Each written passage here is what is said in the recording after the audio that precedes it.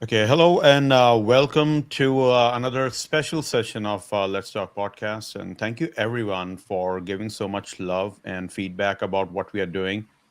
This is specifically for people who are in this tough situation. Uh, they have they, they don't have jobs, and some of them have really in a situation that they have their life plans, their kids plans, and a lot of things in that perspective. And now all of a sudden, their life is upside down. That being said, if you're joining for the first time, we did have at least three sessions. One is about the resume building, the other one is about the communications, and the third one about specifically for H1B visa holders in the United States who are on a time clock before they have to leave the country. So there are a lot of issues, and what we believe is try to democratize the knowledge and try to reach out to the experts so that they can provide the insights and makes you think about what would be the next step. So that being said, today we are discussing about performance. Performance is pretty subjective for each and every individual. So you can think performance as uh, in front of a crowd, a performance which is very personal. The performance may be related to any other art form or maybe in the job sector. And in this tough time, people try to ponder or they try to reflect that was I being laid off because of my performance? And maybe if that may be the case, how would I improve my performance? So, that being said, I would like to welcome Kumaran Anandam, who is a chief mentor and have so much of insights about the behavior, mindset, and how and why we do certain things about it. And we will try to dig deeper on that. So, Kumaran, thank you so much for providing your valuable time and accepting my request. And welcome to the show. Thanks for having me, sir. Cool. So, Kumaran, before we get into further about the discussion, if you would like to give a brief about yourself to the people who are listening and viewing, who is Kumaran Anandan? Okay. So, I was by education, I'm a computer science engineer, and for close to 20 years, Yeah. uh, being a hardcore techie architect, writing stuff, coding, development.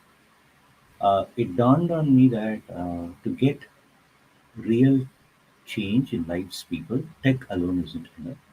It also has got deeply to do with how we think and how we go about applying technology. One of the distinguished engineers in Microsoft in one of my Redmond trips told me a very interesting thing. He said, Kumaran, a fool with a great tool is still a fool. Okay.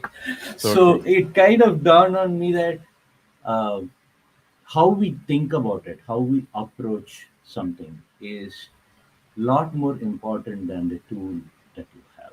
We focus on tools so much that if the tool is taken off, we feel handicapped. There was an old Tamil movie I had seen that there is uh, a martial arts teacher, and his disciple challenges him in the village to saying, I'm going to take over as the guru of the village. And the master is old. So the master's wife is like, oh my God, I don't know what to do. He will beat you. You will lose your position as the master teacher. So he says, don't worry. He'll whisper something into her ears and they'll go to the that place where the fight is supposed to take place. So people say, okay, people, we have the warrior and the challenger. You can pick up your favorite weapons. Okay. And then the student will go pick some spear or something. Then this guy will look this side, and then his wife will walk in with something like a spoon or a paddle, right, which you use for mixing the curry. So she will get that and give it to him. The guru will take it in his hand. The disciple will drop his weapon. Sir, you never taught me how to fight with this, and then he will surrender right away. So the thing is, that was never a weapon, right? The Yeah. point there is we depend so much on the weapon or the tool that we forget The person using the tool is the biggest weapon, or the user is the tool itself. I think Hmm. that is kind of got me to, if you really have to make a difference to tech, we got to do this. And kind of we've been working 7.5 years on what is the best place to apply the tool, how to use the tool. And this is what we do in Tiny Magic as an organization. So, That's great. A wonderful story. I think it's so true that when we try to learn something, we always try to back it up that. So there are two spectrum, I would say. Some people would like to get into that. Oh, I don't have necessary tools, as you mentioned, and oh, I don't have a particular software. Maybe once I get that, then I will start doing something. So they are procrastinating for a while just because they have to get something and try to make themselves in a way that, yeah, let me wait. And once I get it, then I'll mm, start something about it. And then you mentioned that even if you get all those tools, still it's you who have to initiate. It's the tool, the real person is the tool, because without that, all these flashy tools or anything which you get in your life will be worthless. So that is so true. So I think that is one of your pivotal point, as you mentioned, to start your company, Tiny Magic. So would you like to give a more information about your company, what exactly you do? so basically, uh, we help we work with teams on a long term and help them identify opportunities where they can apply the digital technologies. For example, if you take Uber, we all have been children. And when we were children, there used to be that uncle or aunt who comes to our house. And it is our job to go to the street corner and get a rickshaw or an auto, telling that, they have to drop them at the station. We'll take a cycle, pedal to that place, get it and come. Okay. So the need to have a public transport at the place somebody was there has been there for decades. So that opportunity has been there for decades, but Uber solved it. So we look at opportunities which exist, but we don't see it because we call them as performance undersupplies. They are not a problem. So typically we tend to look at problems and solve problems. Sure, you can do that. You will get good change. But if you want to have transformation, you need to go after something what we call as performance undersupplies. So performance undersupplies are accepted features all around us. And there is no system which doesn't have a performance undersupply. But it's just that we can't see it. So our we have a method. It's called hypohard.com. It's open source. People can have a look at that. There's a method in which you can apply in your scenario to figure out these performance undersupplies in that environment within that team, and then apply the technology on top of that. Hmm. That's interesting. So you are saying that we do have opportunities, but sometimes we do not see them in front of us. However, we are very much focused on problem solving because we try to wait for a problem and that we try to solve that. So, with that thought, actually, how would we transform to the people who are at this point having these challenging situation when they are looking for a job? What is your advice, keeping the same thought in mind that okay, there's an opportunity but you're not seeing, and you're looking at the problem? So either you're trying to resolve that solve problem, or you're sulking in a way that, I don't know, I'm depressed or something like that. So how would you transform to the people who are in this tough economic situation at this point? Uh, it's a very hard thing. It's highly personal, right? Each person is in their own pit and constraints that they have. So it's hard to give one answer which will work for all. But let me share one of the closest that I have come to this, experiencing this. Um, this was sometime before I had joined Microsoft. So the startup that I was working with was running out of money, and I was pretty good. I was good in Java. I was good in .NET at that time. and they said, "Okay, I'm going to let you go." And I was a school guy, I could do project management, I could write Java code, could write that code, .NET code. I was like, you know what, I'm too good. Okay. And I made my resume, and I said, I'm not going to spray it all over. I'm going to give it to just few select job hunters. And before that, I will call them and say, which company are you going to send it? What is the position? Don't randomly spray my resume. It's got value. Okay. Mhm. Sounds good, right? 3 weeks later, not even one email I got. Okay. So I crawled down. I said, guys, give it to anybody. Okay. No Yeah. filtering. If ever anybody, who all just send it, right? Like my resume is good, right? 2 more weeks go by. No response. Not even one email.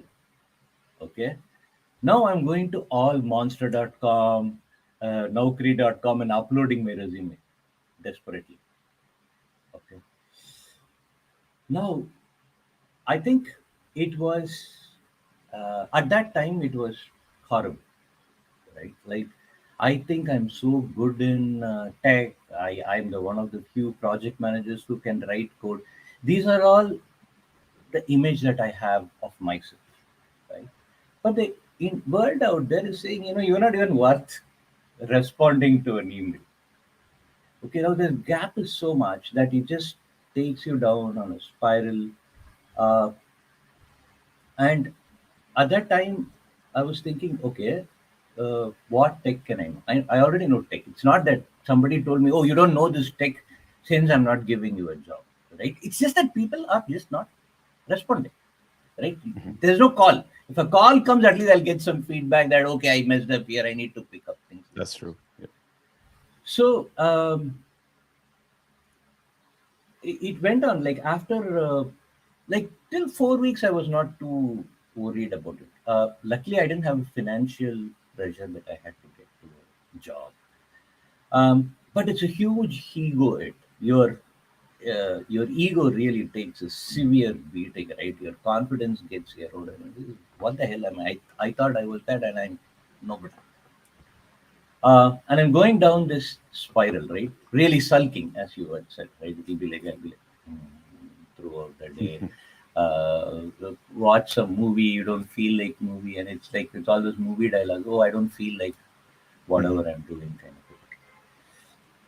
Then, then I kind of taught myself, what is it that I can do, right? And it's something really arbitrary. I always wanted to learn swimming, and I didn't know swimming. So I went that day and registered for a swimming class with me and my daughter. My daughter was like 6 years or 7 years old at that time. So every day we would spend 4 hours in the swimming pool learning swimming.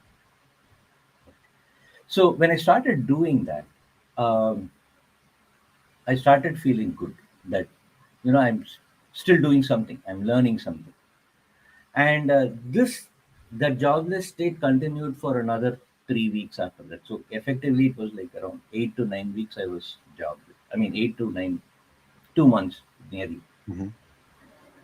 At the end of it, things happened, and then quickly some within a period of 3 weeks. Interestingly, I had three offers, and I landed up in Microsoft. But the interesting thing is, at the end of the 2 month period, uh, I learned swimming. I didn't become a better professional, but I learned swimming. Now, it's not just about swimming, is what I learned. It's just that I learned that there are things that you can become better at. And the only way really to feel good is to become better. And that better is by concrete results which we can taste, which we can feel. So when I get into the water and I don't struggle to breathe and I do 100 meters, I know that I have done something. I in this case, I physically moved forward. I could feel myself doing that, and that made me feel good. The other part is it's important to understand what is not in our control and be humble about it. Now, I was very arrogant, right? I was. I was arrogant that, I'm so good that my resume people will make a beeline to take me in. I said, "Boy, no thanks. Who are you?" Yeah. Okay. So that there's a humility that uh, we need to say, like all said and done, wherever, whatever we have achieved, whatever we have done, there is somebody as good as us or better than us. Yes. Always. I, Yes. Hmm. Go ahead. if we kind of able to ground ourselves on that and then say, I'm good, but it's not that I'm so great, it's a lot more easier to look at what is in the environment. We accept reality much better. So one of my favorite teachers, he keeps repeating, he says that uh, don't argue with reality, because if you argue with reality, you will always lose. So don't be a loser by arguing with reality.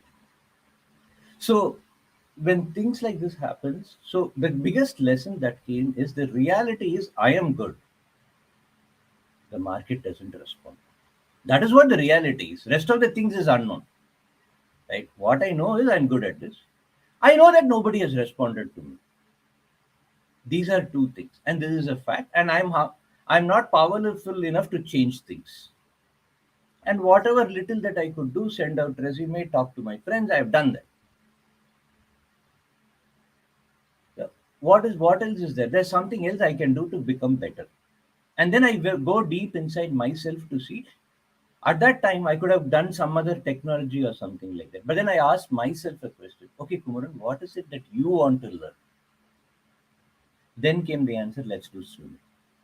Yeah. So, so I guess the key thing which I'm trying to say is one. Let's be. It's an opportunity to practice humility. Right? The universe is big. We are a small speck in that thing. Right? That's reality. There's nothing to argue with. And uh, being in Microsoft, there's this interesting thing that one of my friends used to say, "Who are you without the blue badge?" It's a very profound question. The moment you take off your blue badge, right, a lot of people won't even let you inside the gates of that company. That statement you mentioned, just can you repeat again? I think I missed that. You said, "Who are you without the blue Without the badge?" blue badge. Blue Blue badge. badge. Who? Okay, got it. And everyone, just for the context, if people Yeah. may not know, blue badge is obviously related to the Microsoft badge. Yes. Yeah. Yeah. Yeah. So the company badge that you Mhm. have, right? Who are you Yes. without the badge, right? Like Yes. nobody's gonna let me in, right? So we tend to think Kumaran is being let in. No, the blue badge holder is being let in. Yes. Most of the cases, right? So that there is a huge point there. So it's so these, if we kind of focus on who what we really are and humble look at the things in it. First thing is you got to stabilize yourself, right? It's like in that flight scenario. You give the oxygen mask. First wear it Yeah. for yourself, then you can take it. So we got to stabilize myself. But it took me 6 to 7 weeks to take that oxygen mask and then put it. Till then, I was like complaining, being angry with the world, with the companies. I'm scolding that imaginary HR and that manager. They're like, are you an idiot? Don't you see how valuable resume that you have in your hand? I don't even know who I'm scolding, but some Yes. unknown guy. So that Yes. kind of is a, I would say is, then I started, okay, I am what I am. I'm good with it. But then there are things which I would like to improve.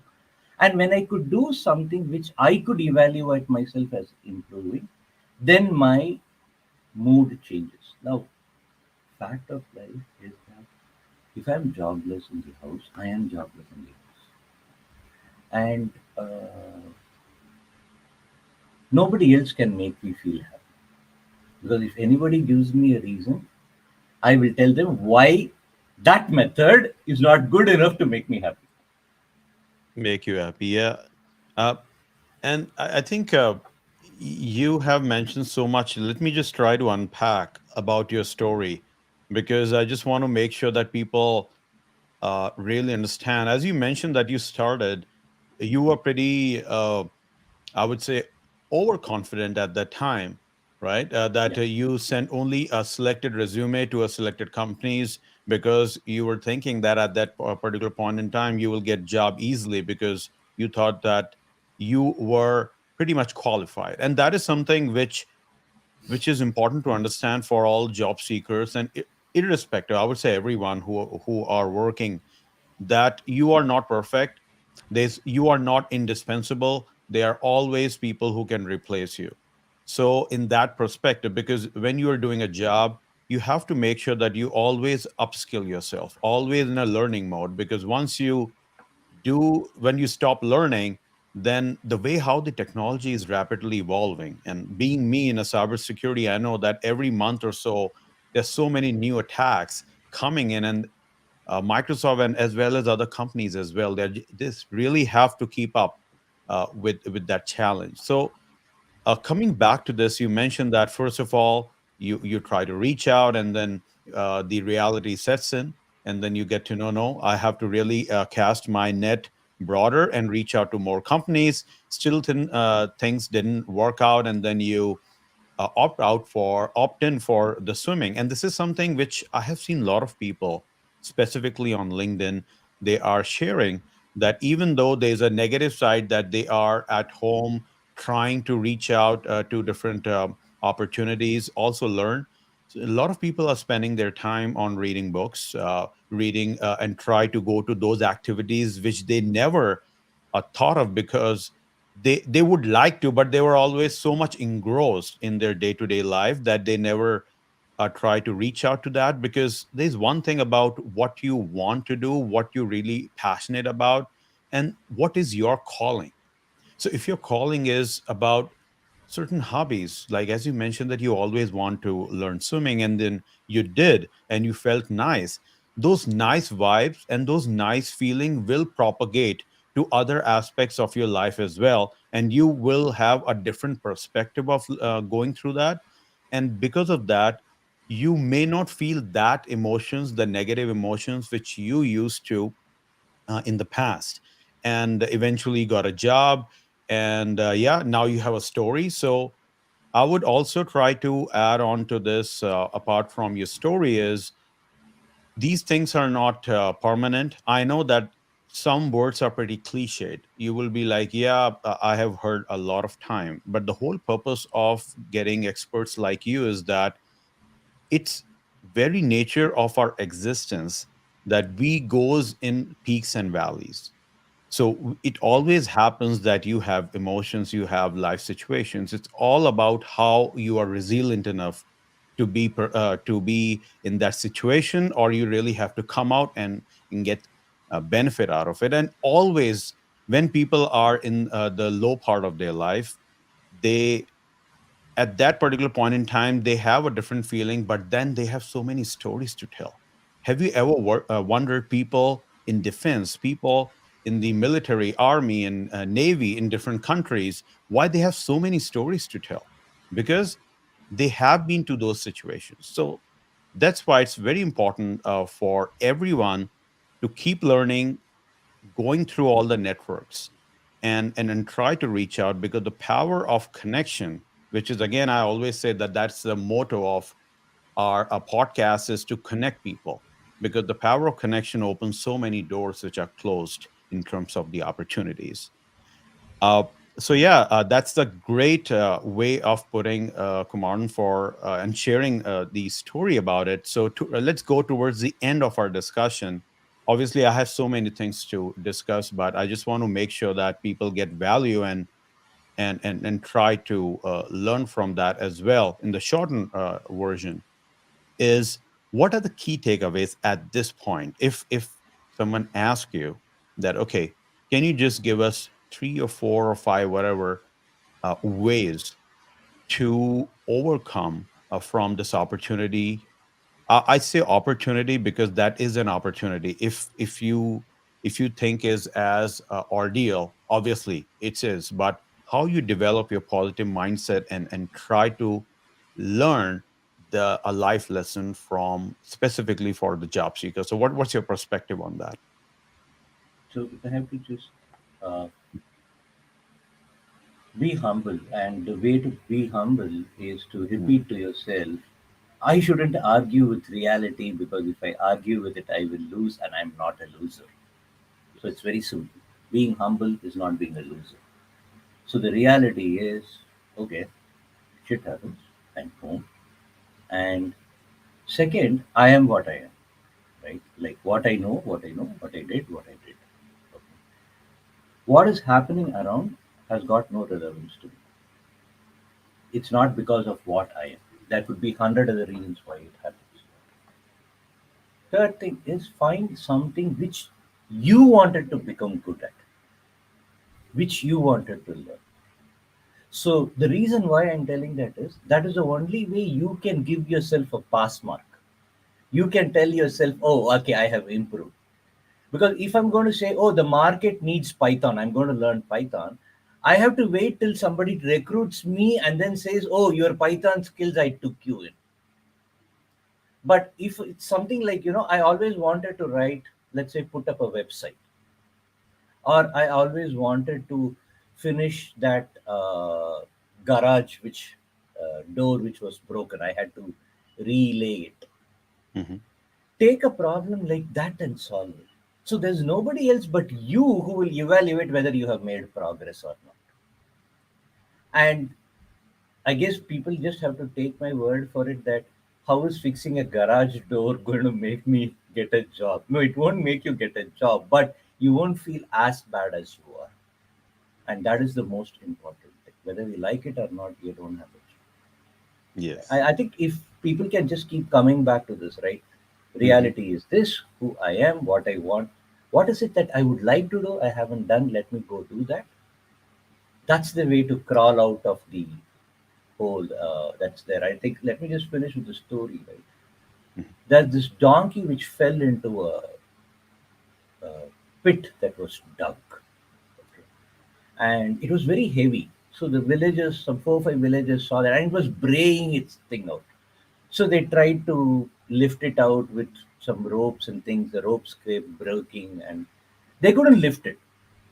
Then they said, "Okay, we can't take this braying anymore. We have to kill it." Okay. So what they do is they started pushing dirt into it. They said they'll fill up the hole with the donkey inside, and then we can kill it. So they start shoveling in the dirt, right? As the dirt keeps falling, the donkey just keeps wriggling. It just moves the dirt Yes. off its back. So the dirt is falling down, it is getting on top of the dirt. So the more dirt is flowing, the donkey is actually coming up. So after a certain point, they realize, oh, this is actually working. This could be a solution. Everybody realizes that. And then finally, more dirt goes in, and then the donkey just crawls out, jumps out of the pit, and goes off. So we got to accept that dirt rather than fighting it, wriggle it off, and still stay afloat. And if we can do Yes. that, eventually you'll get out of the pit. Wonderful. So, just to summarize again, be humble, don't argue with your reality, and find something which you really love and which you can do pretty fairly quickly, because that will boost up your confidence, that boosts up a way that you learn, and that also propagate to your current tough, challenging situation. So that being said, Kumaran, thank you so much for providing your insights. And I love the fact that you provided at least like 3 stories, because stories are so important. And I would really urge people to learn and get some value out of our conversation. And if you would like to reach out to Kumaran, obviously you can see from the LinkedIn profile, and yeah, and get some more information. So, Kumaran, thank you so much again for your time, Thanks. and have Thanks a for blessed ahead. Thank you. Have a great